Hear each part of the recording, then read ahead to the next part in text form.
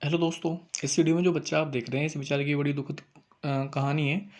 अब फ्रेंड क्या होता है, जो इस तरह के डॉगी होते हैं उनको थोड़ा पैसे वाले लोग पालते हैं क्योंकि उनको थोड़ा दिखावा करना होता है और थोड़ा वे कुछ हट के करना चाहते हैं। अब नॉर्मली डॉग तो सब पालते हैं, तो उन्होंने जो इस तरह का डॉगी होता है पाल लेते हैं। शायद इसको पिटबुल बोलते हैं।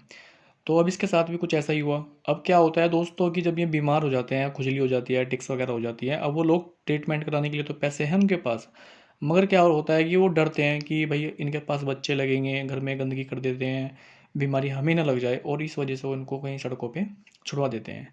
अब क्या है, लोग उनको जो है अच्छे से गाइड नहीं कर पाते, जो उनके डॉक्टर वगैरह होते हैं। वरना इसका टिक्स का और ईचिंग का तो ट्रीटमेंट बहुत ही सिंपल है दोस्तों। अब क्या होगा, वो डॉक्टर जो है उनको बता देंगे कि पाउडर आता है।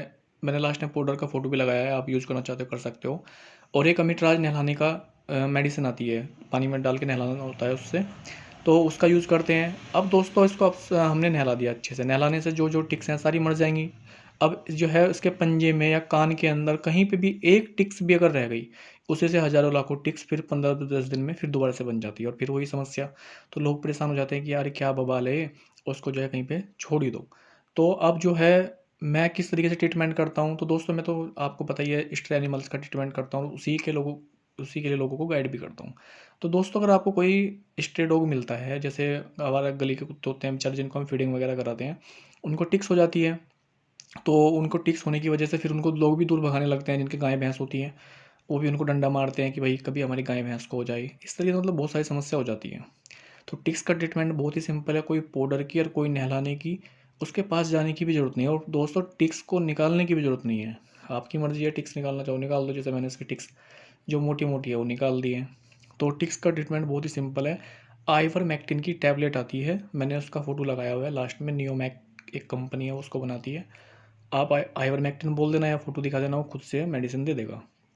तो आइवरमेक्टिन की टैबलेट जो इस तरह का डोज होता है फुल साइज़ का, एक अब दे दी हमने, फिर 2 3 दिन के बाद एक और दे दी, फिर उसको पूरे एक हफ्ते बाद दे दी, फिर उसके पूरे हफ्ते बाद दे दी, फिर उसके पूरे एक हफ्ते बाद दे दी। इस तरीके से 4 से 5 टैबलेट हम उसको दे सकते हैं।